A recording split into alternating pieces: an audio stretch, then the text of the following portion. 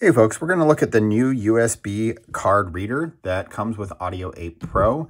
This is a more advanced reader because it can support both USB-C, which is quickly becoming the standard, and USB-A, which is the standard USB port that's been around for decades.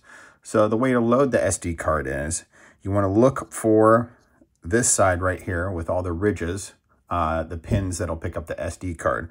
So once you get to this side, you want to take the SD card and you want to load it face down with the writing and insert it like this. So that way the card goes all the way in and slips down into the reader. Make sure it's fit snugly like this. And then you can read it in any USB port or any USB-A port.